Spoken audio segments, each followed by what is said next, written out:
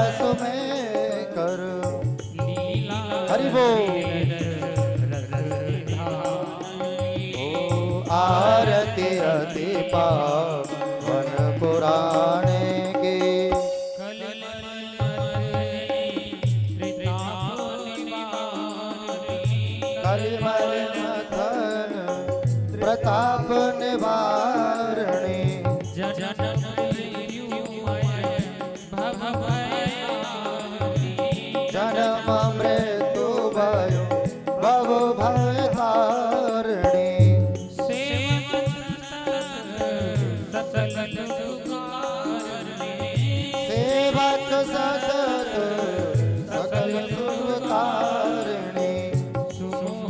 जय हो। आरती अति पावन पुराण की।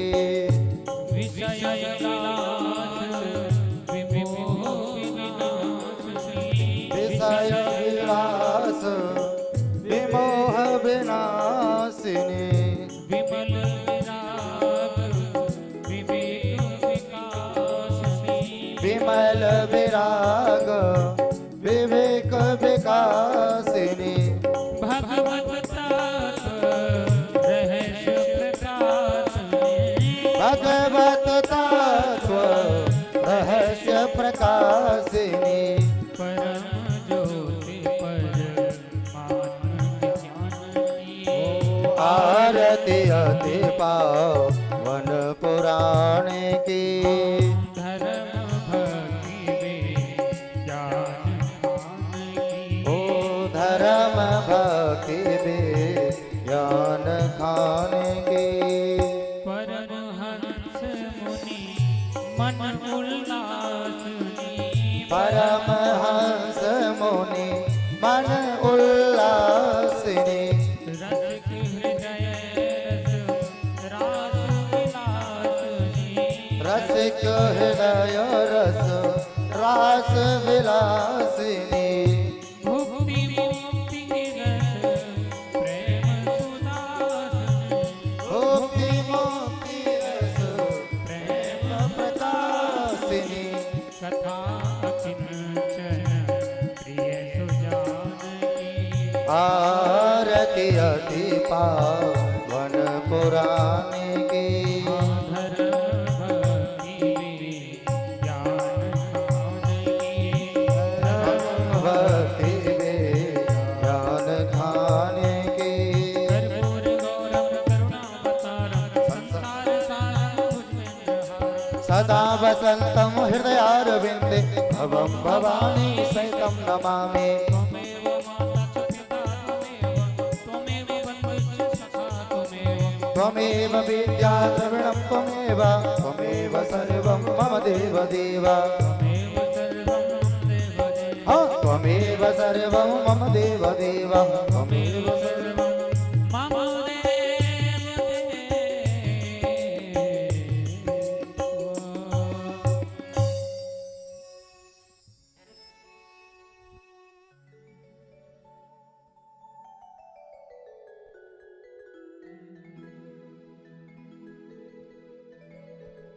सभी लोग हाथ जोड़कर भगवान की मंत्र पुष्पांजलि करेंगे। ओम शीतला त्वं जगन्माता शीतला त्वं जगत्पिता शीतला त्वं जगद्धात्री शीतलायै नमो नमः। ओम जगनेन जगन्मय जन्त देवास्तानि धर्माणि प्रथमान्यः सन्नाति हनाकं महिमानः सचन्द यत्र पूर्वे साध्याः सन्ति देवाः। नाना सुगन्धपुष्पाणि यथा कालोद्भवानि च पुष्पाञ्जलिर्मया दत्त्वा गृहाण परमेश्वर। भगवते पुराण पुरुषोत्तमाय नमः। मंत्र पुष्पांजलिं समर्पयामि। बोले श्रीमद्भागवत महापुराण की। पूज्य व्यास जी महाराज की। श्री सुखदेव जी महाराज की। सियापत रामचंद्र भगवान की। हनुमान जी महाराज की।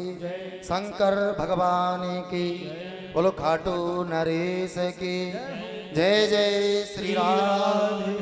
जय जय श्री राम। जय जय श्री राम। श्याम। सभी भक्त अपने अपने स्थान पर बैठकर और आज द्वितीय दिवस की पावन वेला में आप सभी भक्त सादर वंदनीय अपने अपने स्थान पर बैठकर और आज की कथा को श्रवण करें। जय श्री राधे श्याम।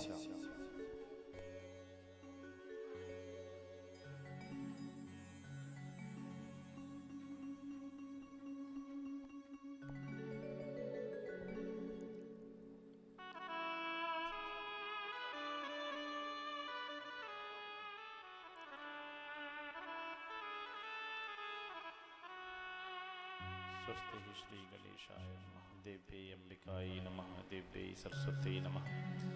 श्रीमात्र प्रतिचरण कमलेभ्यो नमः। गुरु गुरुचरण कमलेभ्यो नमः। ग्राम देवताभ्यो नमः। स्थान देवताभ्यो नमः। वासुदेवताभ्यो नमः। सर्वाभ्यो देवीभ्यो नमः। सर्वेभ्यो देवीभ्यो नमः। गंगा सतीर्थेभ्यो नमः। सर्वकर्णेभ्यो नमः। श्री राधा कृष्णाभ्याम नमः। मम आराध्य श्री किशोरी दिव्ये नमो नमः।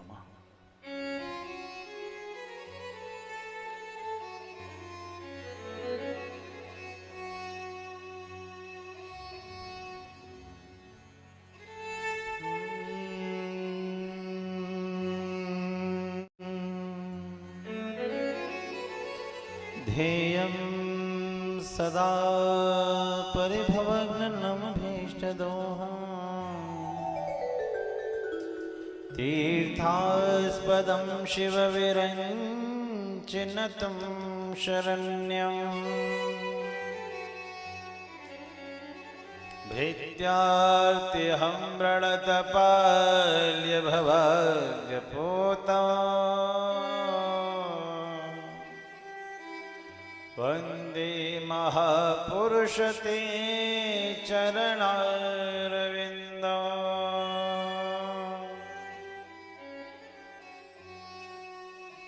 हे भद्रकाली बगले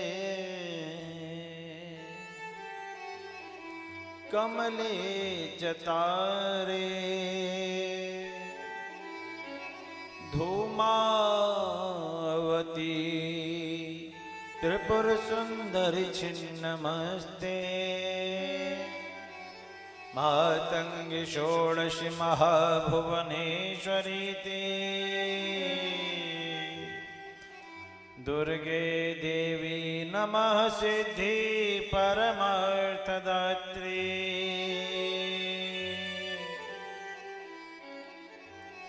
वंदे देव उमापतिं सुरगुरुम् वंदे जगत्कारणं वंदे पन्नगभूषणं मृगधरं वंदे पशूनां पतिं वंदे सूर्यशशाङ्कवह्निनयनं वंदे मुकुंद प्रियं वंदे भक्तजनाश्रयं च वरदं वंदे शिवं शंकरं महावीर विनिबो हनुमाना राम जास जसवा पो बखाना कौन सो काज कठिन जग माही जो नहीं होया तात तुम पाही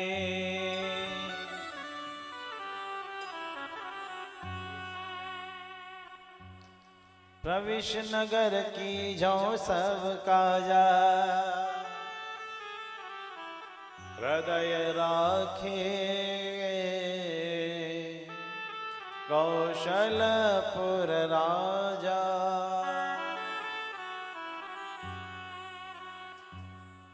जय जय श्री राधारमण जय जय नवल किशोर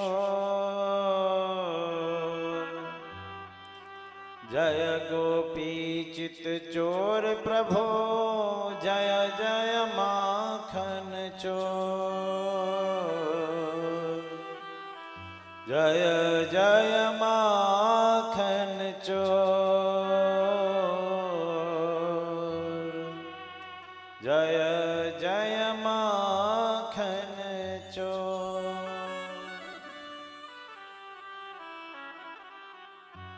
आइए बड़े भाव से श्री राधा माधव को मनाते हैं, अंतःकरण को शुद्ध करते हैं। जय जय राधा रमण हरि बोल। सब लोग संकीर्तन करेंगे। जय जय राधा रमण हरि बोल।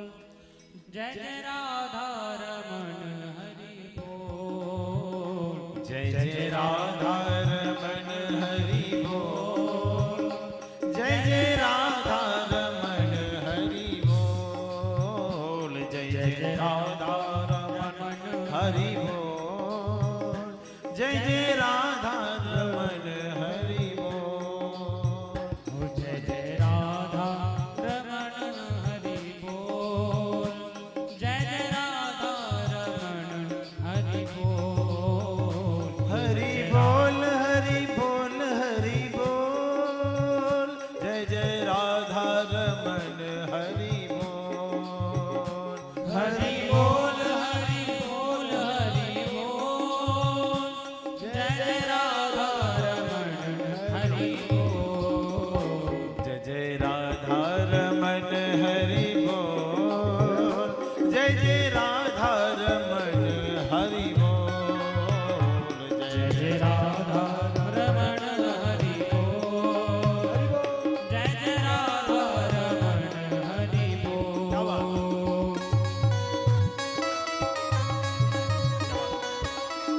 एक बार बोलना। युगल जोड़ी सरकार की श्री राधेश्याम।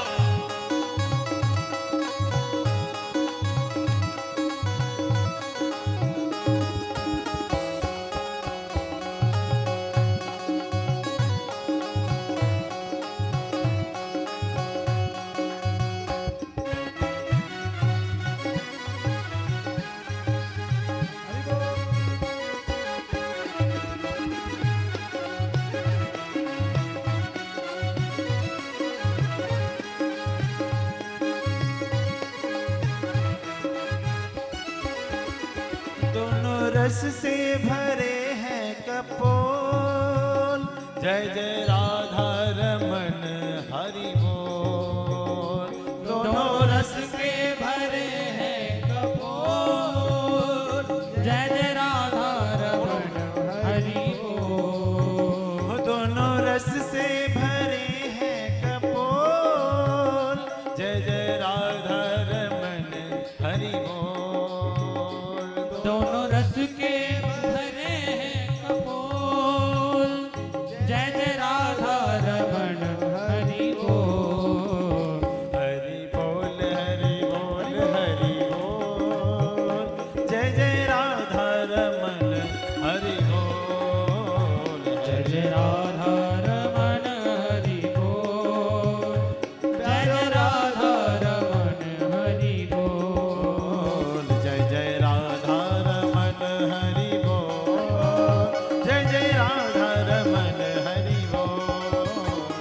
जय राधा रमण हरि बोल। जय जय राधा रमण हरि बोल। जय जय राधा रमन हरि बोल। जय जय राधा रमन हरि बोल। जय जय राधा रमण हरि बोल।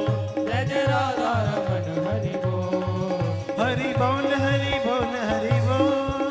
जय जय राधा रमन हरि बोल। हरि बोल हरि बोल हरि बोल। जय जय राधा रमण हरि बोल। जय जय राधा रमन हरि बोल। जय जय राधा रमन हरि बोल। जय राधा रमण हरि बोल। जय जय राधा रमण हरि बोल। जय जय राधा रमन हरि बोल। जय जय राधा रमन हरि बोल। जय जय राधा रमण हरि बोल। जय जय राधा रमन हरि जय जय राधा रमण जय जय राधा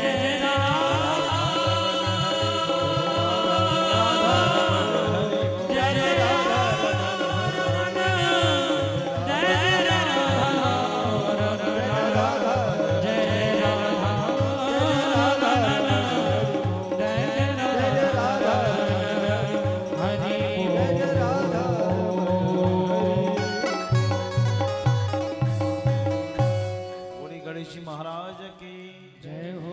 श्री उमा महेश्वर भगवान की, श्री सीताराम जी महाराज की, श्री वृंदावन बिहारी लाल की, राधा रानी सरकार की, खाटू नरेश की, श्रीमद् भागवत महापुराण की, श्री व्यास जी महाराज की, सुखदेव महाराज की। नमः पार्वती पतये हर हर महादेव। जय जय श्री राधे, जय जय श्री राधे, जय जय श्री राधे। प्रियात्मज भगवान नारायण की अकारण करुणा वरुणालय भक्त वांछित कल्पतरु, आप सभी की यह भुवन पावनी उपस्थिति इस स्वनाम धन्य इंद्रप्रस्थ नवीन नाम दिल्ली बुद्ध विहार नगर में, उस पर भी पवित्रार्थ पवित्र स्थल शीश के दानी का यह पावन सानिध्य जो प्राप्त है और आप सभी की यह पावन उपस्थिति सादर वंदनीय है। आज इस कथा का द्वितीय दिवस और ये दिवस प्रारंभ हो रहा है। थोड़ी देर बाद पुनः विश्राम हो जाएगा। दिवस जात नहीं लागे बारा। लेकिन एक शिकायत है, समय का पालन नहीं कर रहे आप। हरिद्वार जाते हैं कि नहीं जाते? क्यों? गंगा स्नान के लिए और डूबने का डर रहता है।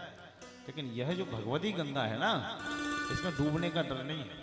इसमें जितना डूबोगे उतना वैकुंठ की ओर जाओगे। लेकिन डूबने का अर्थ यह नहीं है कि सुन भर लो बस, क्या अभी तो 7 बजे आरती होगी, अभी क्या करेंगे, ऐसा नहीं है। 24 ही घंटे हैं, 365 ही दिन हैं और 12 ही महीने हैं। इन्हीं में सारे कार्य करने हैं, है ना। कल की कथा थोड़ा जल्दी रहेगी क्योंकि 5:30 बजे तक आरती होनी है। कल यहाँ कीर्तन है तो संभवतः कल की कथा 2 बजे प्रारंभ हो जाएगी। तो एक दिन थोड़ी धूप सह लेंगे तो क्या होगा। हम लोग आगे चलते हैं। आज इस कथा का द्वितीय दिवस है। कल हमने महात्म सुना, सुनिए महात्म सुना और महात्मा का द्वितीय दिवस। आज भागवत कथा में हम प्रवेश करेंगे। प्रथम अध्याय श्लोक नंबर 3 हम लोग बोलेंगे। सब लोग आसन लगा के बैठे, जो आसन लगा सकते हैं, जो नहीं लगा सकते हैं उनकी भी कोई शिकायत नहीं है ना। एक श्लोक है, साथ साथ दोहराएं। निगम कल्प तरोर्गलितम शुक मुखाद अमृत द्रव्य संयुतम पिबत भागवतम रसमालयं मुहुरहो रसिका भुवि भावुका। बस बड़ा कल्याण में यह श्लोक आपने बोला है। एक आज बोला है, एक और दिन बुलवाएंगे। ये भागवत जी के जो श्लोक है ना, ये कोई भागवत पुस्तक भर नहीं है, काली स्याही सफेद पेज पर नहीं है। प्रत्यक्षम कृष्ण एवं ही, प्रत्यक्ष कृष्ण है। परमहंसों की संहिता एक कुछ और इसके अंत में बोला जाता है। जो बोला जाता है बता दें क्या बोला जाता है? अस्सी पारमहंस्याम संहितायाम। और परमहंस किसको कहते हैं? कोई बताएगा? नहीं पता। परमहंस का अर्थ जिसको अपना ही ज्ञान ना रहे कि मैं कौन हूं। अवधूत चाहे हजारों मालाएं डाल दो, चाहे एक भी फूल मत दो, प्रसन्न चित्त परमहंस। तो परमहंसों की संहिता है ये, जिसने जीवन में उतार लिया ना, ये कोई बहुत मनोरंजन का विषय नहीं है। ये परमहंसों की संहिता है, गीता वैरागियों की संहिता है। हम प्रारंभ करते हैं। ये श्लोक आपने बोला, इसी से प्रारंभ करते हैं। सूत जी महाराज से शौनक आदि 88,000 मुनि प्रश्न कर रहे हैं, प्रभु भागवत जी का उद्गम कैसे हुआ? ये भागवत जी है क्या? तो बताना प्रारंभ किया। निगम बोलते हैं वेद को, एक सरल भाषा में स्पष्ट करते हैं हम आपको। इन 7 दिनों में कोशिश रहेगी कि जितना अध्ययन किया है, गुरुओं से सीखा है, वो आपको परोसा जाए। और ध्यान से सुनो, निगम बोलते हैं वेद को। किसको किसको बोलते हैं? वेद को। निगम, चारों वेदों को एकत्रित करके निगम रूपी वृक्ष बनाया गया। और वृक्ष है तो फल भी आएगा। अब फल कड़वा है या खट्टा या मीठा है ये एक अलग बात है, लेकिन वृक्ष है तो फल भी आना है। बबूल के वृक्ष पे भी फल आता है, चाहे जैसा है, वो विषय अलग है। तो ये जो निगम रूपी वृक्ष है, निगम कल्पतरोर गलितम शुक मुखाद अमृत द्रव्य संयुतम पिबत भागवतम रसमालयम मुहुरहो रसिका भूभाविका। तो इस वृक्ष पर एक पका हुआ फल लटका है, और वो फल इतना मीठा है, इतना मीठा है, मानो संसार में कोई दूसरी वस्तु, कोई दूसरा फल नहीं है। लेकिन भागवतकार एक बात और लिखते हैं, पिबत भागवतम रसमालयम, इस फल को पी जाओ। क्या लिखते हैं? पी जाओ। तो एक विषय ये लिखना भूल गए हैं, क्या हुआ है या हम नहीं समझ पा रहे कि फल कभी पिया जाता है क्या? अरे हाँ या ना कुछ तो बोलो। पिया जाता है तो क्या किया जाता है? खाया जाता है। भाई केला खाया जाएगा, सेब खाया जाएगा, संतरा भी खाया जाएगा।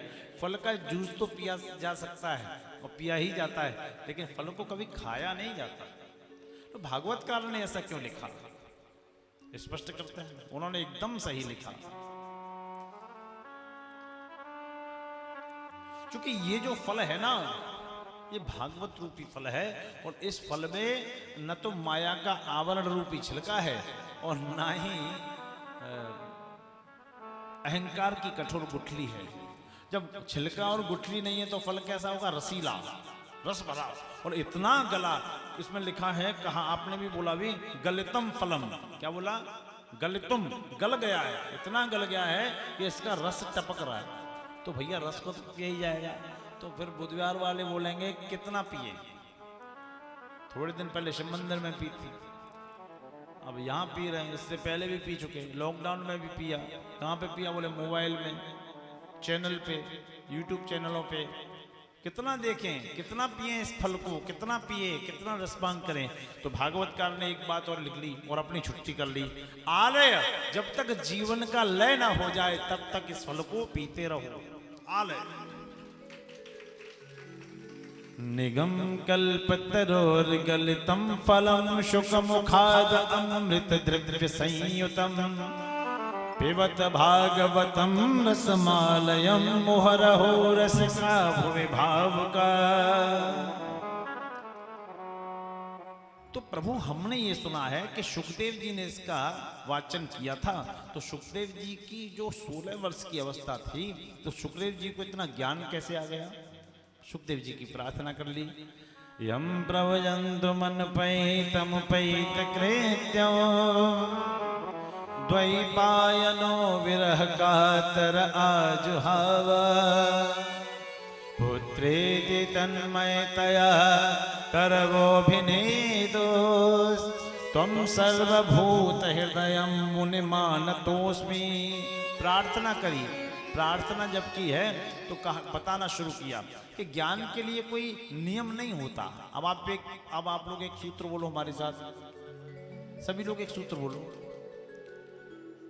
बोलो, ज्ञान वह है जो देश काल परिस्थिति की सीमा में बंधा न हो। ज्ञान सदैव पूर्ण होता है, ज्ञानी सदैव अपूर्ण होता है। समझे? नहीं समझे? अभी समझोगे, और जब तक समझोगे नहीं हम आगे नहीं बढ़ेंगे। ज्ञान वह है जो देशकाल परिस्थिति की सीमा में बंधा ना हो। तो ज्ञान का देवता किसको माना गया? सूर्य को। किसको? एक बात, एक नियम और बताते हैं, यहाँ से ध्यान रखना। ज्ञान का देवता सूर्य को माना गया। तो परंपरा थी, अब है कि नहीं वो तो हमें नहीं पता। और दिल्ली हम रहे तो आ नहीं रहे, बुद्ध विहार में 10 साल हो गए आते आते। यहाँ की परंपरा तो ये है कि हमारी भी परंपरा खराब हो जाती है आते आते। न उठने का टाइम होता, न सोने का होता, न जागने का होता, ऐसे ही चलता रहता है। तो सूर्य को ज्ञान का देवता बताया गया। सूर्य जब उदीयमान अवस्था में हो तो सूर्य को, जितनी मैया बैठी है ना, जितनी मैया बैठी हैं वो ध्यान से सुन लें, वो बच्चे बैठे हैं वो भी सुन लें। ज्ञान जिनको प्रबल करना है ना, वो सूर्य की उपासना करने लगे। किसकी? लेकिन दोपहर में नहीं होती सूर्य की उपासना, सूर्य उदय पे होती है। सूर्य उदय के बाद भी 48 मिनट बाद तक आप कर सकते हैं, फिर भैया 11 बजे 12 बजे अर्घ देने का कोई भी लाभ नहीं है। तो सूर्य उपासना में क्या करना है कि सूर्य ही एक ऐसे देवता हैं जो केवल नमस्कार से प्रसन्न हो जाते हैं। अर्घ देने से उनकी एक वहीं की वहीं परिक्रमा करो, प्रसन्न हो जाते हैं।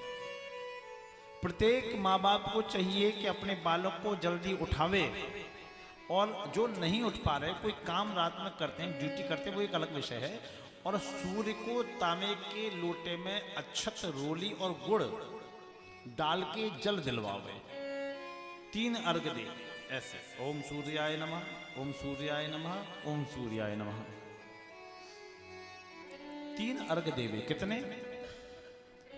एक बार बोलो कितने? 3 अर्घ दे और कुछ न कर, बुद्धि प्रखर होगी। क्योंकि सूर्य भी निकल रहे हैं, कोई ग्रह दिख नहीं रहा, सारे ग्रह आकाश में है, चंद्रमा भी है, शनि भी है। हमारे साथ कभी यहाँ तो दिल्ली में लाइटें इतनी जल्दी नहीं दिखेगा, कभी आना वृंदावन इसमें, तब दिखाएंगे। तो तब दिखाएंगे कि ग्रह कहाँ चलते हैं, सारे ग्रह दिखते हैं। लेकिन सूर्य का प्रकाश इतना प्रबल होता है कि कोई ग्रह दिख नहीं रहा। ऐसा नहीं है कोई ग्रह चला गया अपने घर में चले गया, ऐसा कुछ नहीं है। सूर्य तो जिस बच्चे का सूर्य प्रबल होगा उसकी विद्या को कोई रोक नहीं सकता। हम अपना उदाहरण देते हैं, आप लोग जानते हैं, सब लोग, कमल जी भी जानते हैं। हमारे चश्मा लगता था पहले, लेकिन लॉकडाउन में मौका मिल गया, अच्छा हमने भगवान सूर्य को ही पकड़ लिया। अब ना चश्मे की जरूरत है ना कुछ जरूरत है, बड़ा आनंद आ रहा है। कुंडलियां दिखाते हैं ना आप लोग, कुंडली में 25% सूर्य का असर होता है और 35% चंद्रमा का। लेकिन आजकल आदमी के दोनों खराब है। चंद्रमा रात को ज्यादा देर में सोने से खराब है, सूर्य सुबह दिन में उठने से खराब है। इन दोनों को प्रबल करना है। तो सूर्य किसका देवता बताया गया? ज्ञान का। तो ज्ञान का देवता बताया गया। हम ये बात क्यों कह रहे हैं यहाँ पे, ये भागवत में तो नहीं है लेकिन जीवन में है। ज्ञान का देवता सूर्य को बताया गया। तो सूर्य को जल हम लोग देते हैं, हम हिंदू हैं, सनातनी हैं, लेकिन मुस्लिम लोग, ईसाई लोग तो नहीं देते। लेकिन सूर्य भगवान ऐसा थोड़ी करते कि हमें रोशनी देते उनको नहीं देते। भाई हमें भी रोशनी देते हैं, गर्मी देते, उनको भी रोशनी देते हैं, गर्मी देते हैं। इसके बाद हम भारत के लोग हैं, भगवान भास्कर को नित्य मनाते हैं, सूर्य की पूजा करते हैं। लेकिन ऑस्ट्रेलिया के लोग तो नहीं करते, इंग्लैंड के लोग तो नहीं करते, ऑस्ट्रिया के तो नहीं करते, यूरोप के तो नहीं करते। लेकिन भगवान सूर्य तो वहां भी निकलते हैं ना। उनके यहाँ भेदभाव नहीं है, किसी भी देश का बंधन नहीं है। अब आया काल, काल का भी बंधन नहीं है, तो काल की स्पष्टि कैसे करेंगे? जैसे चाहे गर्मी हो तो भी सूर्य निकलेंगे, चाहे बरसात हो तो भी निकलेंगे, और सर्दी हो फिर भी सूर्य भगवान प्रकट होंगे। परिस्थिति चाहे गर्मी में धूल ढकले, उनको धूल भरी आंधियां चलती हैं, तो भी भगवान सूर्य दिखे भले ही ना, लेकिन वो निकलेंगे। बरसात में बादल ढकले, लेकिन भगवान सूर्य नित्य निकलेंगे। और सर्दी में कोहरा ढकले, लेकिन भगवान सूर्य फिर भी निकलेंगे। वो बात अलग है कि हमें दिखाई न पड़े। उनका नित्य की यात्रा है, उदयाचल से अस्ताचल की ओर, पूरब से पश्चिम की ओर। तो देश की परिस्थिति का बंधन नहीं है। दूसरा, ज्ञान वह है, ज्ञानी सदैव अपूर्ण होता है और ज्ञान सदैव, क्या बोला था भूल गए, पूर्ण होता है। ज्ञान सदैव पूर्ण होता है और ज्ञानी सदैव अपूर्ण होता है। जैसे हम भागवत पढ़ रहे हैं, और ये भी जरूरी नहीं कि भागवत की हर चीज को हम आपके सामने स्पष्ट कर दें, क्योंकि आपके मन में न जाने क्या होगा, है ना। हम भागवत जी पढ़ रहे हैं, मान के चलो स्पष्ट भी कर देंगे, लेकिन हेलीकॉप्टर तो नहीं उड़ा पाएंगे ना, वो भी तो ज्ञान है। हम कंप्यूटर में कुछ ही चीज़ें कर सकते हैं, सारी चीज़ें तो नहीं कर सकते ना, वो भी तो ज्ञान है। हम सीए का एग्जाम क्वालिफाई नहीं कर सकते क्योंकि वो भी एक ज्ञान है ना। तो ज्ञान सदैव पूर्ण होता है और ज्ञानी सदैव अपूर्ण होता है। किसी को भी ज्ञान का अहंकार नहीं करना चाहिए, स्पेशलिस्ट नहीं लिखना चाहिए कभी भी। एक राजा ने अपने राज्य में घोषणा कराई कि मुझे मेरे प्रश्न का उत्तर चाहिए। प्रश्न क्या था कि भगवान कहाँ रहता है और क्या करता है, परमात्मा कहाँ रहता है और क्या करता है। तो यह घोषणा कराई और ये कहा जिसने गलत उत्तर दिया ना उसका सर कलम करा दूंगा। तो ब्राह्मण थोड़े चालाक थे, ब्राह्मणों ने कहा कि आज इस राजा को देखना है। तो एक बालक बहुत तेज तर्रार था, उस बालक को ले गए कि बेटा तुम्हें आज राजा के प्रश्नों का उत्तर देना है। बालक खुश हो गया कि राजा के सामने खड़े होने का मौका मिलेगा। बालक भिखारी था, एकदम फकीर। पहुंचा फटे कपड़े पहन के।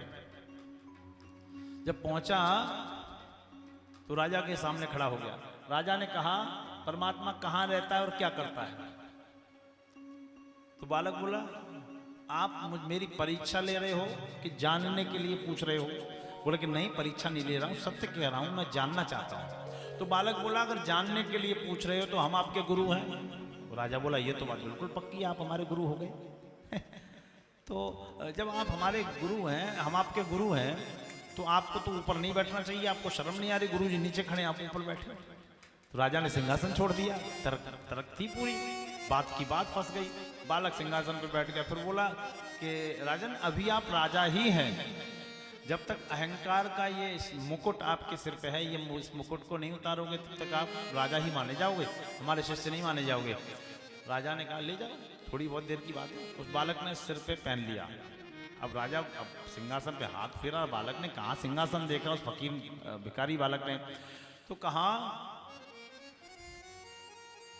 कि अब तो बता दो परमात्मा कहाँ रहता है और क्या करता है। उस बालक ने प्रत्युत्तर किया और कहा मूर्ख राजा, तुझे अब भी नहीं दिख रहा परमात्मा क्या करता है। देख, एक पल में मुझ जैसे भिखारी को तुझ जैसे राजा बना देता है और तुझ जैसे राजा को मेरे जैसे भिखारी की जगह खड़ा कर देता है। परमात्मा ये करता है। अरे आप तो बहुत ज्ञानी हैं। अच्छा, ये बताइए भगवान रहते कहाँ हैं। बोले हम दूध पियेंगे। तो बालक के लिए चांदी के गिलास में फर्स्ट क्लास दूध आया। बालक उंगली डाल के उसमें घुमाने लगे। 1 मिनट 2 मिनट 10 मिनट। राजा बोला क्या कर रहे हैं आप, पीना है तो पीजिए। बोले मैं इसमें घी ढूंढ रहा हूँ। बोले बड़ा मूर्ख आदमी हो, हम तो तुम्हें ज्ञानी समझ रहे थे, घी होता है ऐसे थोड़ी निकलेगा। तो राजा बताना कैसे निकलेगा। अरे इसको गर्म करो, ठंडा करो, जमाओ, उस पर मथानी चलाओ, फिर उसको जो मक्खन निकलेगा उसको गर्म करो, फिर घी निकलेगा। बोले मूर्ख, यही तो मैं तुझे बताना चाह रहा था। परमात्मा का कोई घर नहीं है, वो कहाँ रहता है। उसको तेरे मोह को कहाँ ढूंढे बंदे, मैं तो तेरे माँ है, हृदय में बसा है ईश्वरा सर्वभूता नाम। वो कहाँ मिलेगा, वो न यहाँ तक है न वहां तक है, नजर जिसकी जहां तक है असर उसका वहां तक है। जिसकी प्राप्त करने के लिए यम करना पड़ेगा। यम करो, नियम करो, ध्यान करो, धारणा करो, स्वाध्याय करो, आत्म मंथन करो, वो मिल जाएगा। ईश्वरा सर्वभूता नाम हृदय से अर्जुन तिष्ठति। सभी भूतों के, जीवों के हृदयों में वो निवास करता है, सभी के हृदय में निवास करता है। ओहो, इसलिए एक बात याद रखना वो व्यवहार वालों, कभी किसी को साधारण समझ के परीक्षा मत लेने लगना उसकी। लोग परीक्षा के लिए उल्टे सीधे प्रश्न पूछते हैं। सुदामा की बेटी का क्या नाम था, चूपड़ खा के जीजा जी का क्या नाम था। फालतू क्या बात, हमने क्या उसका छठी खाई है क्या। जो पढ़ा है वो बता रहे हैं, हमको स्पेशल तो है नहीं। अब विषय आदमी तरक करता है, वो अपना बड़ा वो समझता है। एक बाबा ऐसे ही थे, एक बालक हाथ में दीपक रख के ले जा रहा था। जाके कि कहाँ ले जा रहे हो, आज शनिवार है, हमारा शनि भारी है तो शनि मंदिर में रखने ले जा रहे हैं, तो इधर आओ। ये दीपक में लौ कहाँ से आई। बालक भी थोड़ा तेज था, बालक ने फूंक मार दी, दीपक बुझ गया। जैसे ही दीपक बुझा, बालक बोला बाबा मैं नहीं पता कहाँ से आई, पर आप बताओ कहाँ चली गई, कहाँ चली गई। बाबा का ज्ञान लुप्त हो गया। क्योंकि ज्ञान सदैव पूर्ण होता है और ज्ञानी सदैव अपूर्ण होता है। बोलो राधे कृष्ण।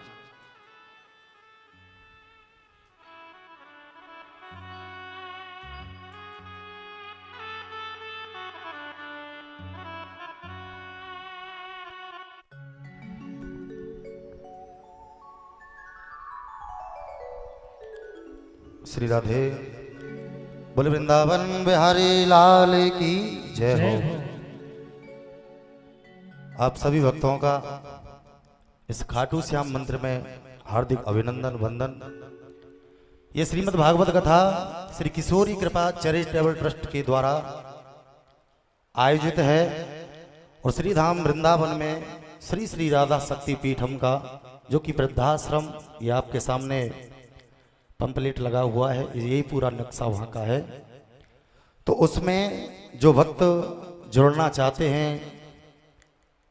तो उसकी जो सेवा राशि है वो आप सभी भक्त श्रवण करें और अपनी श्रद्धा अनुसार, अपनी निष्ठा अनुसार, अपनी शक्ति द्वारा जितना आप उसमें सहयोग कर सकते हैं, अपनी नेक कमाई से तो आप जरूर सहयोग करें। सेवा आपकी 251 रुपये, सबसे छोटी सेवा रखिए 251 रुपये। 5 ईंटों की सेवा है। जो माताएं बहनें ये सेवा लेना चाहती हैं तो इसमें भी आप सहयोग कर सकते हैं। हमारे पास में कूपन है, आप वो कूपन ले सकते हैं। 1 गज भूमि प्रदान जो कि 7100 रुपये रखा गया है। 1 वर्ग फीट भूमि दान जो कि 2100 रुपये रखा गया है। मासिक सदस्यता है तो वो 500 रुपये की रखी गई है। जो वक्त मासिक सदस्यता लेना चाहते हैं तो वो भी जुड़ सकते हैं। आजीवन सदस्यता ट्रस्ट द्वारा 25,000 रुपये रखी गई है और कुछ भक्त दिल्ली से भी हैं, बुध विहार से भी हैं, उनके नाम आपके सामने आएंगे।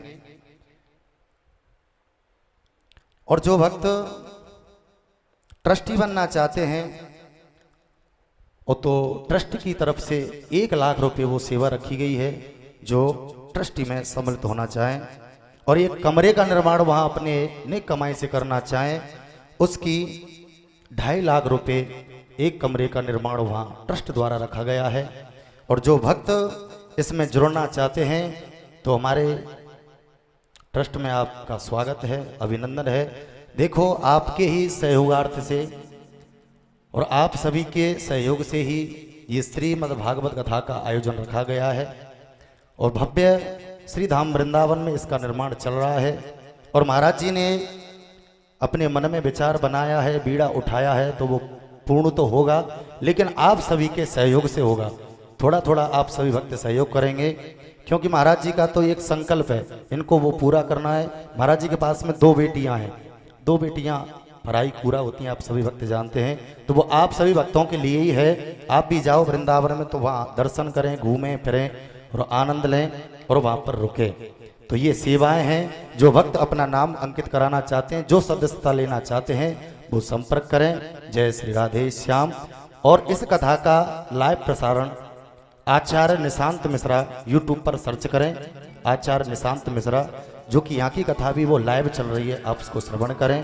और जो भक्त लाइव इस कथा को श्रवण कर रहे हैं उनसे भी मेरा निवेदन कि वो भक्त भी जुड़ें, अगर जुड़ने के इच्छुक हों और अपने मानव जीवन को कृतार्थ करें।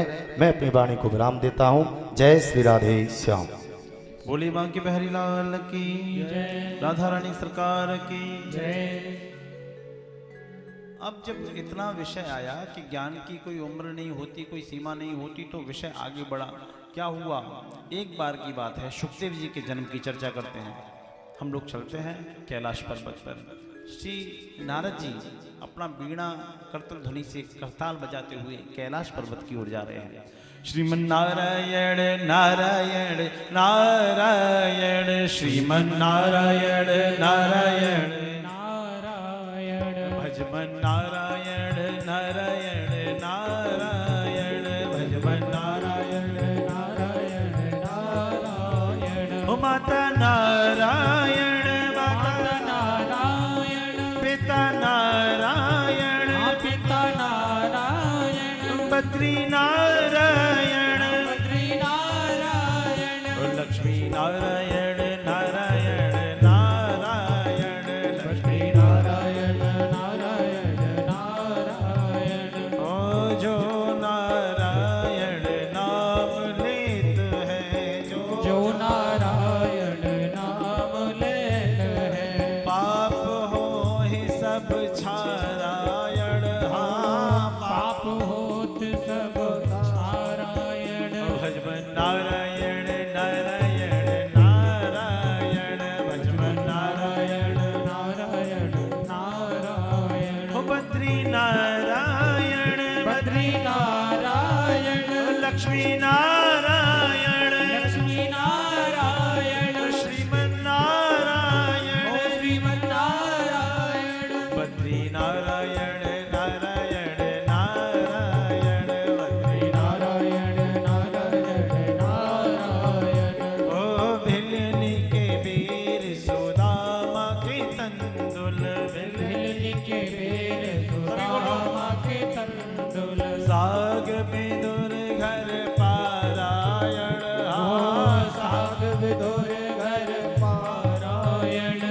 श्रीमन्नारायण नारायण नारायण श्रीमन्नारायण नारायण नारायण लक्ष्मी नारायण नारायण नारायण लक्ष्मी नारायण नारायण नारायण भगवती नारायण नारायण नारायण नारायण की ध्वनि करते कैलाश पर पहुंचे शंकर भगवान। उस समय वहां उपस्थित नहीं थे। माता जी को देखा तो प्रणाम किया। मैया प्रणाम करता हूँ। मैया बोली नारद बैठो, बहुत दिन में आए हो, मिष्ठान ग्रहण करो। तो नारद जी मिष्ठान ग्रहण कर रहे। तो नारद जी ने एक प्रश्न कर लिया। मैया एक प्रश्न पूछें? क्या? पूछो बेटा, तुम्हारा तो अधिकार है, लाला हो तो हमारे। तो मैया भगवान शंकर आपको चाहते हैं कि नहीं चाहते? ऐसा अद्भुत प्रश्न कर दिया जो उनकी शोभा ही नहीं दे रहा था उन पे। भगवान शंकर आपको चाहते कि नहीं चाहते? माता जी को क्रोध आया। अच्छा, पति पत्नी के बीच का संबंध पूछो कि क्रोध आएगा नहीं? माता जी को बोला आप साधु हैं, आप महात्मा हैं, आपको इन बातों से क्या करना? चाहते कि नहीं चाहते, इन चाहत की बातों से आपका लेना देना नहीं है। भगवान का भजन करो। नारद जी बोले मिठाई पे क्यों ब्रेक लगाए हम? फिर ग्रहण करने लगे। मैया का क्रोध जब शांत हो गया तो नारद जी बोले मैया आपको एक बात बतानी है। क्या? बोलो, क्या पूछना है? पूछना नहीं, बताना है, जल्दी बोलो, हम नाराज हैं आपसे। भैया भगवान शंकर के गले में जो मुंडों की माला पड़ी है वो किसकी जानती हैं आप? भैया बोले ये नहीं पता। तो नारद जी बोले बताया नहीं कभी? नहीं। तो इसका मतलब भोले बाबा आपको चाहते ही नहीं है। हम पे नाराज हो रही थी ना, हमने असली बात खोल के रख दी आपके सामने। चाहते ही नहीं है। नारद सही कह रहे हो। नारद बाबा आज आने दो भोले बाबा को, उन पे इसी विषय पे बात होगी। नारद जी जाने लगे। नारद जी बोले हमें जाने दो। नारायण नारायण करके निकल गए। शंकर भगवान मिल गए रास्ते में, प्रणाम किया। बोले भोले बाबा आपको मैया ने याद किया है। बोले आज? बोले 6 महीने से तो याद नहीं किया। असल में नारद जी का लोग गलत मतलब समझते हैं। नारद का अर्थ ये नहीं है। नारद जी बहुत बड़े वकील थे जो खोज के सारे ये जो संविधान आपके सामने ये लाए हैं ना, पुराण, ये नारद जी लाए हो। नारद जी नहीं होते पुराण आपके सामने होते ही नहीं।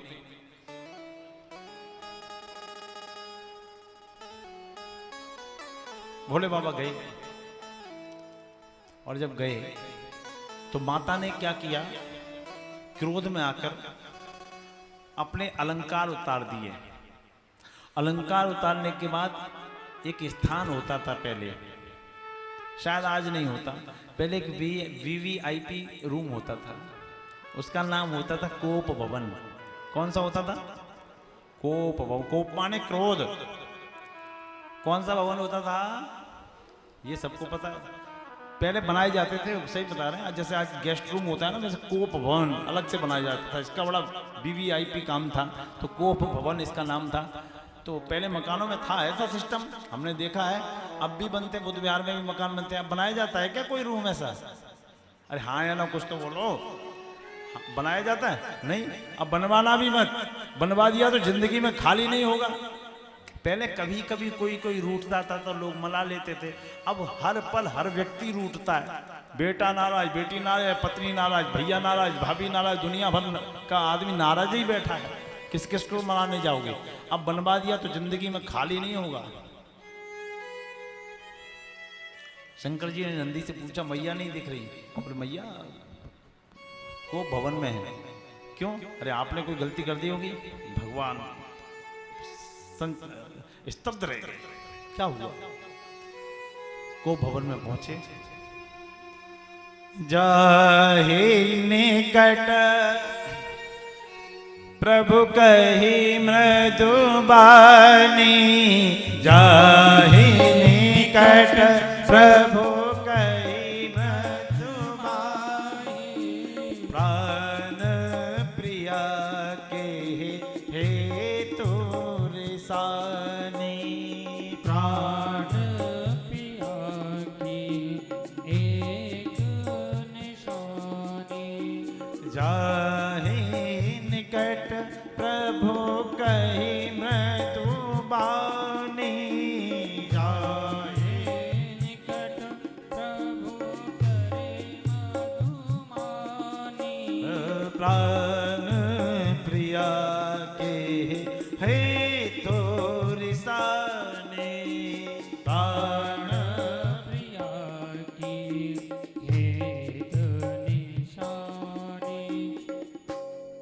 प्रिय प्रियतमा क्यों रूठी हो? जिन आंखों ने त्रास दिया बे आंखें फुड़वा डालूं मैं, जो जिभ्या कड़वी बोली हो वो जिभ्या कटवा डालूं मैं। लटके मोती क्यों बिखरे हैं, मन मार मार क्यों मचला है, पड़ गई मांग क्यों उलझन में, चेहरे का रंग क्यों बदला है। उठो 16 श्रृंगार करो, क्यों धूल धूसरित हो रानी, क्या इच्छा है क्या पीड़ा है, जो इच्छा हो मांगो रानी। क्या इच्छा? कोई इच्छा पीड़ा नहीं है। एक बात पूछनी है बस, आपके गले में मुंडों की माला किसकी है? बोले ये नहीं बता सकते। बोले नहीं बता सकते तो हम जा रही हैं अपने घर। घर जाने की धमकी और पहले कम दी जाती थी, क्योंकि पहले साधन भी नहीं थे जाने आने के। बैलगाड़ी से आदमी जाता था, रथ से जाता था। अब तो जब से वीडियो कॉलिंग चली है, हाँ, तब तो डिवोर्स के कागज जो साथ ही उसमें आ जाते हैं, ब्रीफकेस में रखते हैं तैयार। हाँ, तो बोले बाबा बोले जाओ मत, लेकिन हम बता नहीं पाएंगे। बोले हमारे साथ 7 फेरे लिए हैं, 7 वचन लिए हैं, उनको नहीं निभाओगे? बोले बाबा बोले अच्छे लिए, हम निभा नहीं पड़ेंगे। तो देवी ये आपके ही मुंडों की माला है, हमारे मुंड? बोले वो तो सही सलामत है। बोले ना, आप हर जन्म में शक्ति रूप में अवतार लेती हैं, और जब आप जाती हैं देह त्याग के, हमें उतना मोह हो जाता है कि हम उसको देख के बिना रह नहीं पाते, तो उस मुंड को काट के अपनी माला में पिरो लेते हैं। बोले अच्छा, तो भोले बाबा हम इतनी बार मर गई और आप अभी तक। शंकर जी बोले तुम्हारा मतलब क्या है? हम नहीं मर सकते। बोले क्यों? हमने अमर कथा का पान किया है। ये अमर कथा हमें भी सुननी। बोले सब इसके अधिकारी नहीं होते, सुन लीजिए, देर से आने वाले लोगों के लिए है ये अमर कथा, यही है, कोई और नहीं है। हमने अमर कथा को सुन रखा है, व्यासकृत अमर कथा। बोले हमें भी सुननी है। तो भोले बाबा बोले ठीक है, पत्नी हो तो सुनाएंगे, लेकिन स्थान हम बताएंगे। भगवान ने समय चुना, मुहूर्त चुना और स्थान चुना। बोले चलो हमारे साथ।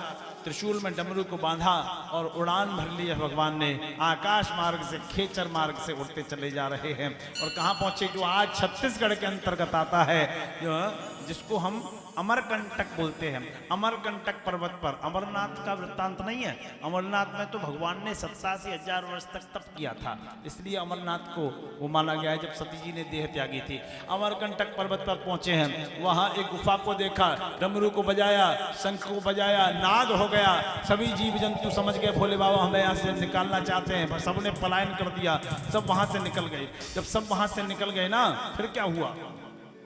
पूछा,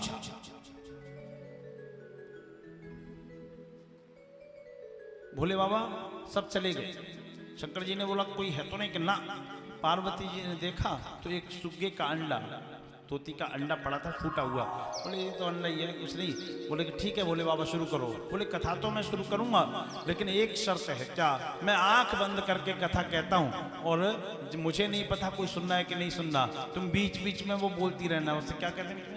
हुंकारी, हुंकारी, ओम ओम, हाँ जी बोलती रहना, तभी हम आपसे बुलवाते हैं, कहीं आपको नींद ना आ जाए। बोलो राधे कृष्ण। तो हुंकारी देती रहना। बोले ठीक है। भगवान शंकर ने अपने समाधिस्थ हुए कथा को ओम कह के प्रारंभ किया।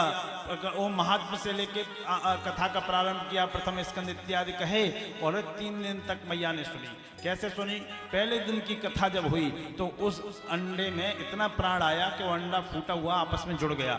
दूसरे दिन की कथा के प्रभाव से उसमें जीव आ गया। तीसरे दिन की कथा के प्रभाव से वो पुनः फूटा और वो जीव बाहर आ गया। तोते के अंदर कॉपी करने की सबसे ज्यादा क्षमता होती है, नकल उतारने की। तोते के अंदर इतनी क्षमता है कि वो कुछ भी नकल उतार सकता है। तो तोता, मैया की आंख लग गई। मैया की जब आंख लगी तो तोते ने सोचा कि अगर ये कथा छूट गई तो ना इधर की रहेगी ना उधर की रहेगी, भाई नाव कम से कम पार तो जाए, भले खाली जाए।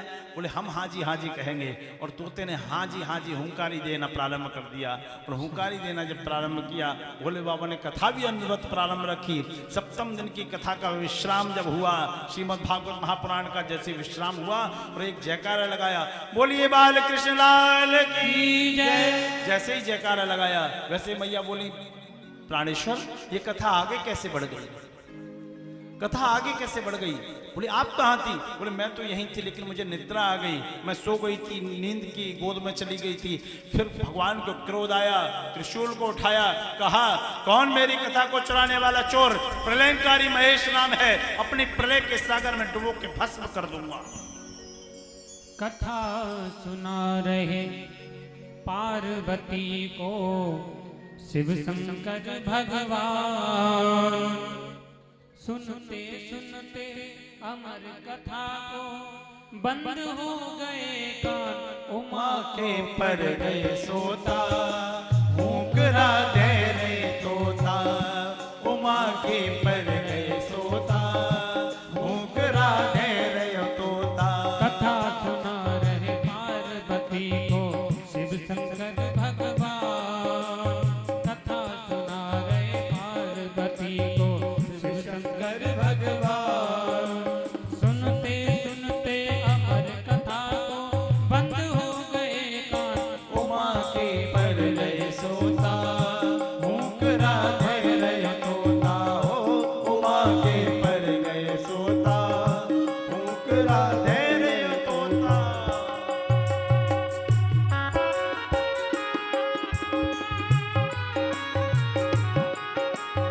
शंकर भगवान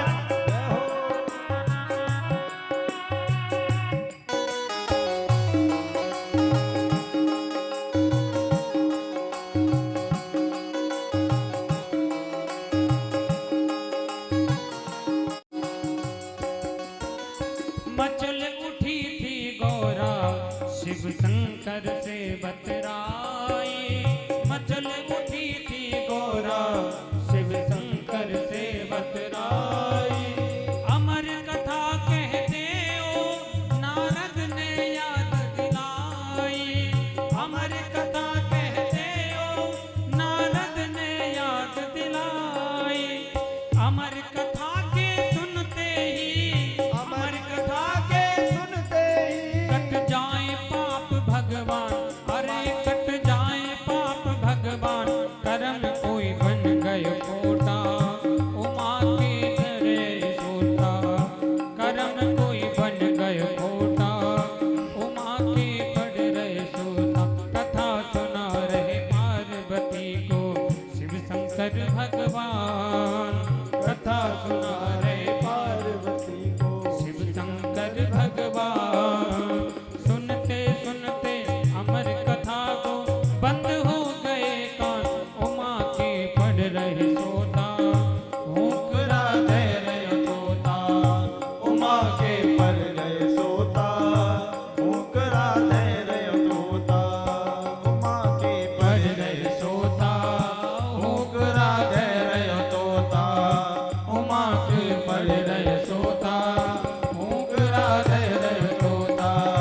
भूकरा दे रहे तोता, भूकरा दे रहे तोता। भगवान शंकर का जब क्रोध जागा तो वो तोते का बच्चा उनके ऊपर से, परकोटे के ऊपर से उड़ता हुआ पलायन करने लगा, आकाश मार्ग में उड़ने लगा। भगवान शंकर ने भी त्रिशूल लेके खदेड़ना प्रारंभ कर दिया। और मैया बोली, अरे प्रभु अब सुनी सो सुनी जाने दो। बोले कथा सुनी, इससे हमें परेशानी नहीं है। सुन लो आप लोग, कथा का भी नियम होता है। कथा कभी व्यास के बराबर बैठ के नहीं सुनी जाती। कथा कभी व्यास पीठ के पीछे बैठ के नहीं सुनी जाती। कथा हमेशा एक मर्यादा में सुनी जाती है। हनुमान जी ने गीता का उपदेश झंडे पे भगवान कन्हैया के ऊपर बैठ के सुना था, तो उनको उस उपदेश का कोई असर फल नहीं मिला। इसलिए तो तरीका गलत था ना उसका। जब हमारा नियम था कोई नहीं आएगा तो नहीं आएगा, गलत। उसने कथा सुनी नहीं है, कथा को चुराया है। और जो नहीं दंड, कहते हैं ना हम करते हैं गलत हो जाता है तो भी भगवान हमको थोड़ा दंड क्यों देते हैं, हम तो बच्चे हैं तो सुनो क्यों देते हैं। जो नहीं दंड करो खल तोरा, अगर दंड नहीं देंगे तो क्या होगा, भ्रष्ट हो हे श्रुति मार्ग मोरा, तो हमारा वेदों का बनाया हुआ मार्ग नष्ट हो जाएगा। एक संविधान तो हर चीज में होता है ना, चाहे वो भक्ति हो, चाहे वो शक्ति हो, चाहे वो आस्था हो, चाहे वो मंदिर हो, चाहे वो मठ हो, कुछ भी हो, हाँ संविधान आवश्यक है। बोलो राधे कृष्ण। वो सुगे का बच्चा उड़ता उड़ता जनपद उत्तराखंड, प्रांत उत्तराखंड में पहुंचा, और उत्तराखंड में भी कहा, बद्रीनाथ धाम से 3 किलोमीटर आगे सीमांत गांव पड़ता है, माणा गांव, बड़ा सुंदर पवित्र स्थल है। कभी जाइए, नारायण ने मुझे वहाँ कथा करने का अवसर दिया, मैंने वहाँ बैठ के जब भी किया, व्यास गुफा में कर्णप्रयाग में कथा थी तो वहाँ के लोग ले गए, बड़ा सुंदर स्थल है। माणा गांव जब पहुँचेंगे तो व्यास गुफा है, और व्यास जी की पोथी रखी है बहुत बड़ी, वो मान के चलो ऐसा पत्थर सा रखा है जिसको आपको लगेगा सारे पन्ने हैं, पेज है, पृष्ठ है, और लिखा है व्यास पोथी। उसी के नीचे गुफा है व्यास जी की, वहाँ बैठ के आराम से जप करो ओम नमो भगवते वासुदेवाय का। थोड़ा सा आगे चलेंगे तो सरस्वती माँ का प्राकट्य हुआ है वहाँ पे। सरस्वती माँ, इतना भयंकर बहाव है, देख के लोग डर जाते हैं, रौद्र रूप। उस व्यास गुफा में तुलसी जी का बिरवा लगा था। विटका देवी व्यास जी की पत्नी अर्घ दे रही थी, जमाई ली, वो सुग्गे का बच्चा मुंह में के द्वारा गर्भ में प्रवेश कर गया। शंकर भगवान ने इधर देखा, उधर देखा, अंदर देखा, बाहर देखा, और कहा, देवी आपके यहाँ हमारा अपराधी आया है, प्रभु मिले तो ले जाओ। बोले मिला ही नहीं, क्योंकि आपने उसको गर्भ में शरण दी है। जब तक आप उस बालक को जन्म नहीं दोगी हम यहाँ से नहीं जाएंगे। हम भोलेनाथ हैं, भूतनाथ, भूतेश्वर हैं। तो व्यास जी की पत्नी ने भी हाथ में जल लिया, सती की ताकत देखी, क्षमता देखी, कहा कि प्रभु मैं भी व्यास पत्नी हूँ, मैंने निश्चल पति की सेवा की है, तो जाओ, जब तक आप यहाँ से नहीं जाओगे मैं बालक को जन्म ही नहीं दूंगी। भगवान शंकर ने कहा, आज तेरे दर से हटके न जाएंगे, धूनी रमाएंगे। तो धूनी रमाई, त्रिशूल को गाड़ा, डमरू को बांधा और भस्म लगाई। और रोज सुबह शाम भोग भी लगता है भोले बाबा का। पहले लड़ाई ऐसी नहीं होती थी, बड़ा प्रेम होता था लड़ाइयों में भी, तो भोग लगता है, भोग लगता है। उसके बाद भगवान भोग प्राप्त करके विश्राम भी करते हैं। तो 12 वर्ष भोले बाबा ने रक्षा की। कितने वर्ष? 12 वर्ष। और मैया को तो एक फ्री में चौकीदार मिल गया, तो मैया तो और अच्छा, और ऐसा चौकीदार मिला जो दुनिया की रक्षा करता है, वो हमारे दरवाजे पे बैठा है। तो शंकर जी बेचारे परेशान, कि अब सुनी सो सुनी, 12 वर्ष से अपना घर छोड़े हैं, न पत्नी को देख पाए, न बच्चों को देख पाए, न कैलाश को देख पाए, न गणों को देख पाए, बिना पैसे के इनके घर की रखवाली कर रहे हैं। अच्छा इनने हमें समझ लिया, अब तुम जाओ, जो हुआ सो हुआ। वो गए, और मैया ने कहा कि इनका भरोसा नहीं है, कहीं वापस आ गए तो भोले बाबा उनका क्या भरोसा, कब सोए कब जागे। इन्हीं का एक मंदिर ऐसा है जहाँ कभी ताले नहीं लगते, खुले में भी बने रहते हैं, एक ऐसे बाबा है। तो 4 वर्ष माता ने और राह देखी कि वापस ना आ जाएं। तो 16 वर्ष का जब बालक हो गया गर्भ में ही, तो वो तो जवान ही हो जाएगा। 16 वर्ष का जब बालक हो गया तो व्यास महाराज ने कहा, बेटा आपकी माँ को तकलीफ होती है, गर्भ को त्यागो, अपने रूप में आओ।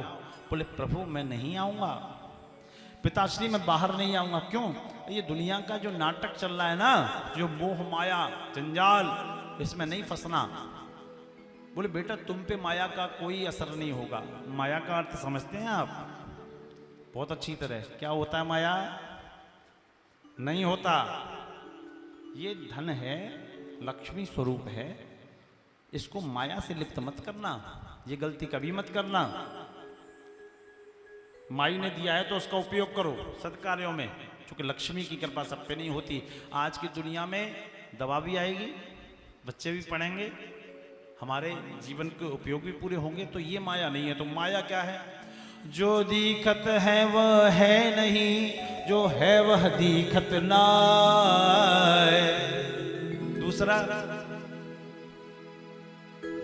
दूसरा सारे जग को रही नचाए हरि माया जादूगरनी। समझ में आया? नहीं, अभी आएगा। कभी कभी हम खड़े होते हैं बाहर मैदान में या सड़क पे, तो बादल घिर के आ जाते हैं। बादल तो देखे हैं ना? तो हाँ बोलो। बादल घिर के आते हैं और हम जब देखते हैं इस ओर, तो ऐसा लगता है कि ये बादल जो बरसात के हैं वो कृष्ण विहार के ऊपर रखे हैं। लगता है कि नहीं? सच बताना, लगता है कि नहीं? वो लगता है, रखे नहीं है। जब आगे पहुंचोगे तो आगे, आगे पहुंचोगे तो आगे, आगे पहुंचोगे तो आगे। यही माया है, लकड़ी का दरवाजा है, लकड़ी का दरवाजा है, लेकिन हम उसको दरवाजा क्यों कहते हैं? है तो लकड़ी, यद्यपि उसमें लकड़ी के सिवाय कुछ नहीं है, फिर भी हमने उसको दरवाजा नाम दिया। ये माया है। जो दीखत है वह है नहीं, और जो दीखत है वह ना है, जो है वह दीखत ना है। ये माया है। बोले माया का बेटा तुम पर कोई असर नहीं पड़ेगा। क्यों? अरे तुम तो साक्षात मायापति का आशीर्वाद लेके आए हो, किशोरी जी का, मालकिन का आशीर्वाद लेके आए हो। मायापति ने तुम्हारे ऊपर अपने चरण चिन्ह बनाए हैं, तुम पर माया का कोई प्रभाव नहीं होगा। नट कृत विकट कपट खगराया, नट कृत विकट कपट खगराया, नट सेवक है न व्यापहि माया, नट सेवक है न व्यापहि माया। श्री राम जय राम, जय जय राम, श्री राम जय राम, जय जय राम, श्री राम जय राम, जय जय राम, श्री राम जय राम, जय जय राम। नट कृत विकट, इसका अर्थ क्या है? हमने बहुत अच्छा बोल लिया, आप बोल रहे थे तो हमने भी बोल लिया, नट कृत विकट। लेकिन अर्थ क्या है? पहले एक नट आता था, नट का अर्थ वो डमरू बजा के खेल दिखाता था बच्चों को, अब तो नहीं आना बंद हो गए। नट बोलते थे उसको, क्या कहते थे? वो आता था और वो अपने जादू से, अपनी सम्मोहन विद्या से हम सबकी दृष्टि बांध देता था। हम लोग कहते हैं इसकी नज़र बांधी है, इसकी नज़रों का कमाल है, कहते हैं ना, सारी बात है, नज़रों का कमाल है। जैसे टीवी में कोई जादू देखे तो कहते हैं कैमरे का कमाल है। तो दुनिया भर के लोग उसकी माया से मोहित हो जाते थे कि नहीं? लेकिन एक आदमी ऐसा था जो उसके हर वक्त साथ रहता था, उसकी माया से मोहित नहीं होता था। जानते हैं वो कौन होता है? उसकी भाषा में जमूड़ा, कहता ना चल जमूड़े नाच, जमूड़ा। लेकिन हम लोगों की भाषा में क्या है? आपकी भाषा में क्या है? सेवक। नट सेवक है न व्यापहि माया। तो हम उसका आशीर्वाद लेके आए हैं जो दुनिया भर को नचा रहा है, उस नट के हम सेवक हैं, तो हम पर माया का प्रभाव कैसे होगा? नहीं, बालक की समझ में आया। गर्भ को त्यागा, गर्भ को जब त्यागा ना, तो मान्यवर अपने माता पिता के चरण स्पर्श किए और प्रणाम करने के बाद, उनकी स्तुति करने के बाद वन को प्रस्थान कर गए। पिता का मोह जागृत हो गया। पिता ने कहा, बेटा रुको रुको, यम जंतु मन पैतम पैत कृत्य द्वैपायनो विरह कातर आजुहावा, पुत्रेति तन्मयतया तरवोभिनेदो, तम सर्वभूत हृदयम मुनिमानतोस्मि, सर्वभूत हृदयम मुनिमानतोस्मि। बेटा रुक जाओ, यम प्रवजंत मनपै तमुपैत कृत्यम, जिनका नारा भी नहीं काटा गया था, नारक छेदन भी नहीं हुआ था, उस नार का ही जनेऊ बनाया। उपैत कृत्यम तमुपैत कृत्यम, जनेऊ बनाया और जनेऊ बना के भागने लगे। द्वैपायनो, उनके पिताजी कृष्ण द्वैपायन विरह कर रहे हैं, पुत्रेति पुत्रेति, पुत्र रुक जाओ रुक जाओ रुक जाओ, लेकिन सुखदेव जी पे इस बात का कोई असर नहीं हुआ। तो सुखदेव जी पे असर नहीं हुआ तो असर किस पे हुआ? इस मोह माया को देखकर पेड़ भी बोल पड़े, वृक्ष भी बोल पड़े, प्रभु घर वापस जाओ। क्यों? तुम सर्वभूत हृदयम, ये सभी भूत है ना, हम सभी भूत हैं। भूत का अर्थ प्रेत नहीं होता, परमात्मा का अंश। हम सभी भूतों के हृदय में, समस्त जीवात्माओं के हृदय में निवास करने वाले हैं। तम सर्वभूत हृदयम मुनिमान तोस्मी, केवल आपके नहीं है, सभी के हृदय में निवास करने वाले साक्षात सुखदेव जी हैं। बोलिए सुखदेव भगवान की जय हो। फिर भी मोह नहीं माना, दौड़ते जा रहे हैं, पुत्र रुक जाओ पुत्र रुक जाओ पुत्र रुक जाओ। एक जगह की घटना देखी, क्या कुछ कन्याएं सरोवर में स्नान कर रही थी, वस्त्र उतरे हुए थे, स्नान कर रही थी। सुखदेव जी जो जवान थे, 16 वर्ष के थे, उनको देख के कन्याओं के मन में कोई ही भावना जागृत नहीं हुई, बेचारी स्नान करती रही। लेकिन जैसे ही व्यास जी महाराज वहाँ से निकले, कन्याओं को शर्म आई, लज्जा आई और अपने वस्त्र उठा के धारण करने लगी। तो व्यास जी ने कहा, मैं तुम्हें श्राप दे दूंगा, अभी अभी 16 वर्ष का मेरा जवान पुत्र यहाँ से निकल गया, तुम्हें शर्म नहीं आई? मैं तो तुम्हारे बाबा की उम्र का हूँ, मुझे देख के तुम्हें लज्जा आ रही है? तुम मेरी पुत्री समान हो, श्राप दे दूंगा। बोले प्रभु जी श्राप देने से पहले एक बात सुन लो, आप परम ज्ञानी हो। यही तो अंतर है आप में और आपके पुत्र में। आपके पुत्र को तो स्त्री और पुरुष के बीच का भेद ही नहीं पता कि स्त्री क्या है और पुरुष क्या है, और आपने भेद कर दिया प्रभु। इसलिए क्षमा करना, आपके पुत्र का चरित्र आपसे ज्यादा उदार है। ओहो, तो क्या है, हमारे साथ ऐसा क्यों हुआ?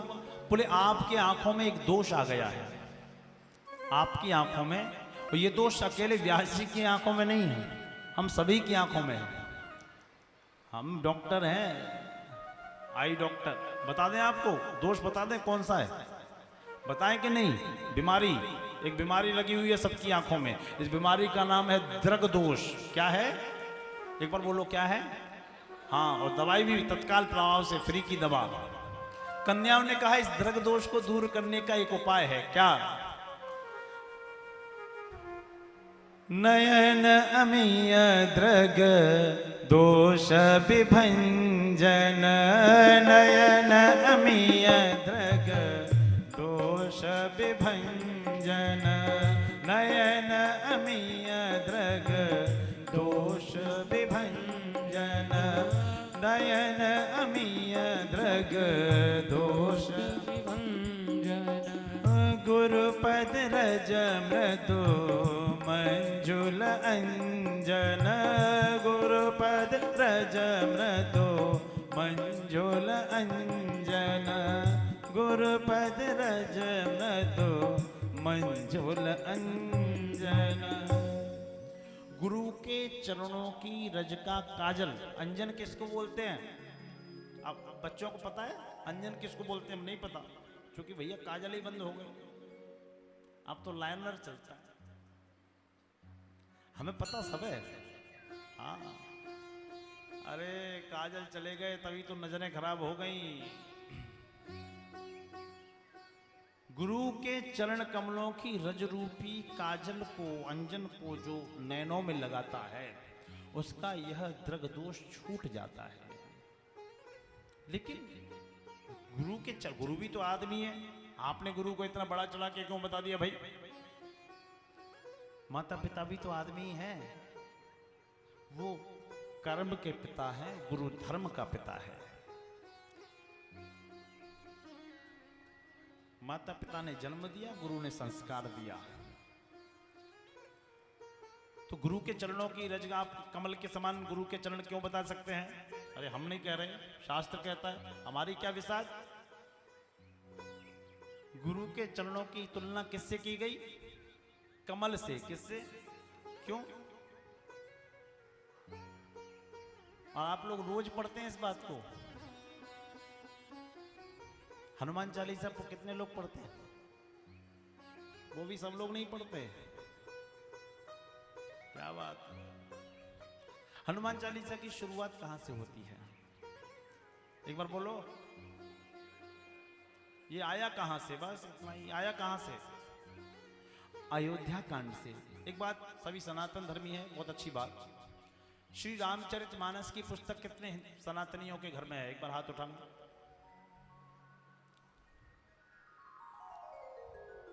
इसीलिए घरों के संस्कार लुप्त होते जा रहे हैं। अगर बच्चों में संस्कार डालने हैं ना, तो श्री रामचरितमानस खरीद के रख लो। रामायण का पाठ करने वाले लोग चले गए, अब तो हम पैसा दिया और लोग बुलाए रामायण का पाठ करा ले, कोई मतलब नहीं। जब तक चौपाइयां आप उनका ज्ञान नहीं करेंगे ना, इन ढोल ताशों का कोई मतलब नहीं है। श्री रामचरितमानस को घर में रखो, दो दोहे नित्य पढ़ो या बच्चों को पढ़ाओ, तब आपके बेटे पुत्र रघुराई बनेंगे। संस्कार इसीलिए जा रहे हैं।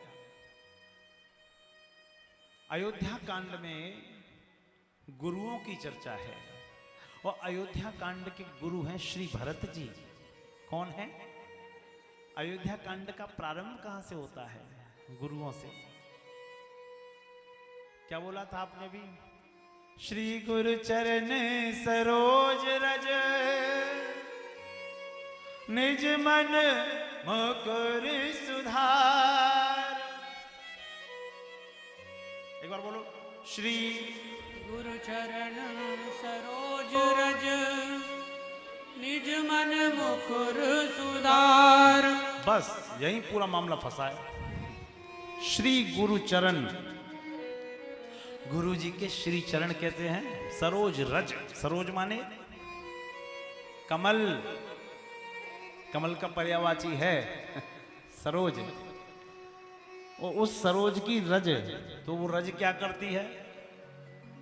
निज माने, निज माने अपना, निज माने खुद का, अपना मन, और मुकुर माने, मुकुर माने शीशा। मुकुर माने, हाँ, कौन सा वाला? ड्रेसिंग टेबल वाला नहीं, वो तो झूठ बोलता है, सबसे बड़ा झूठा है, सबसे बड़ा झूठा।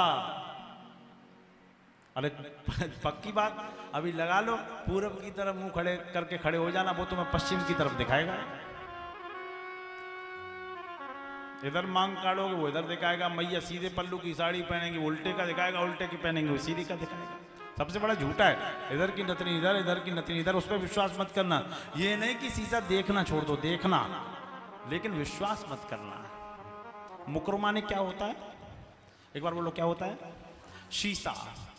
श्री गुरु चरण सरोज रज,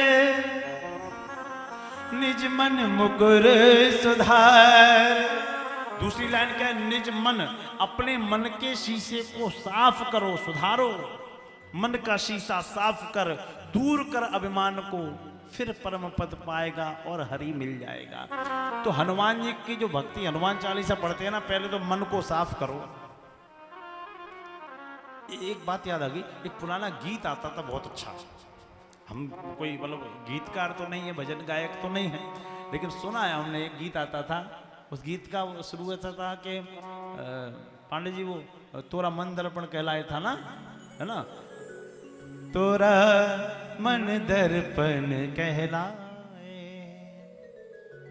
हाँ तोरा मन दर्पण कहलाए, ओ तोरा मन दर्पण कहलाए।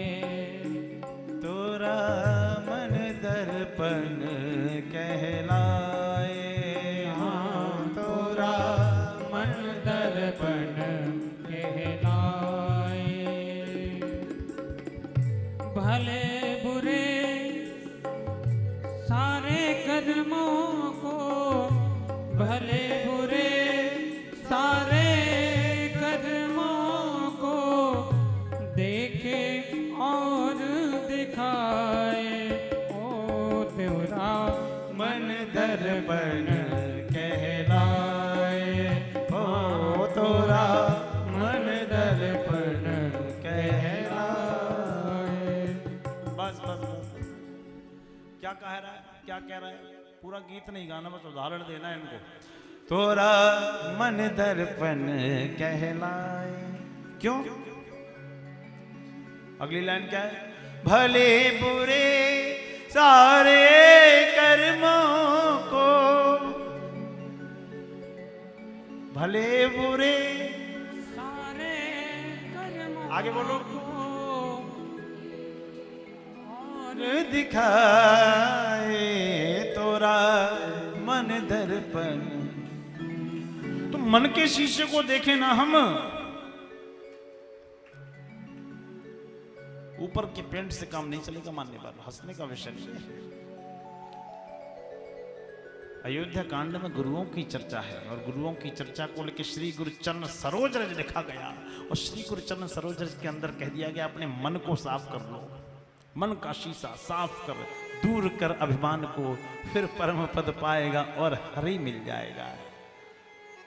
प्रत्येक व्यक्ति के जीवन में गुरु की परम आवश्यकता होती है, लेकिन गुरु हम नहीं मानते, हम तो नहीं मानते, हम नहीं मानते, हम तो ना ना ना ना ना। गुरु जीवन की कुंजी होता है, ध्यान रखना। मैंने कहा था ना, संविधान हर चीज में आवश्यक है, एक प्रोटोकॉल। गुरु की कोई अवस्था नहीं होती। 15 गाड़ियां 20 धर्मशाला वाला हमारा गुरु है, ये कोई जरूरी नहीं है। गुरु हमारे लिए तप कितना करता है, सूर्य अर्घ देता है क्या, संध्या वंदन करता है क्या, जो हमारे गुरु का अर्थ है पावर ऑफ अटॉर्नी। हमने जिसको अपने जीवन की डोर सौंप दी, वो गुरु का अर्थ है। क्या हमने किया ऐसा? ना, बस हमने तो टीवी पे देखा और गुरु जी चल ले आए, गुरु जी पहचाने न पहचाने, हमें क्या करना, टीवी पे देख के कर लिया ना। पुराने लोग एक कहावत कहते थे हमारे ब्रज के, गुरु करे जान के और पानी पिए छान के, बाद में सिर धुंधन कर मत पछताना। गुरु की महिमा का पार वर्णन किया गया। व्यास जी को वहां से थोड़ा ज्ञान मिला और अपने आश्रम पे आ गए। अपने आश्रम पे जब व्यास जी पधारे हैं ना, तो रोने लगे और जब रोने लगे तो नारद जी वहां आ गए और नारद जी ने कहा, पाराशर्य महाभाग भवत केचिदात्मनः परितश्यत शारीर आत्मा मनसा एव वा। ए पाराशर्य महाभाग, पाराशर नंदन व्यास, आप क्यों रो रहे हैं? बोले कि नारद जी, मेरे रोने का कारण विलक्षण है। क्या? मेरा पुत्र मुझे छोड़ के चला गया है। बोले कि कोई रोना धोना नहीं है, आपका पुत्र महान कार्य करने के लिए आया। कैसा रोना, क्यों रो रहे हो? कैसा रोना, ये क्यों रोना, यह तो मतलब का रोना है। क्या तुमको यह मालूम नहीं, यह हाल सभी का होना है। बैठी है दुनिया कमर कसे, चलने ही की तैयारी है। चल देता है वो बिना कहे, जिस दिन भी जिसकी बारी है। कमर बांधे हुए चलने को यहाँ कुछ यार बैठे हैं, बहुत आगे गए, बाकी जो हैं तैयार बैठे हैं। न छेड़ो निकहते वादे, बाहरी राह तक अपनी, तुम्हें अटखेलियां सूझी हम बर्बाद बैठे। पड़ा था जमीन पर, एक मरा हुआ आदमी पड़ा था जमीन पर। लोग बोले कि मर गया मर गया मर गया। इतने में बोला एक साधु, ये मर नहीं गया, ये अब तक जिंदगी के सफर में था, आज अपने घर गया। अब तक जिंदगी के सफर में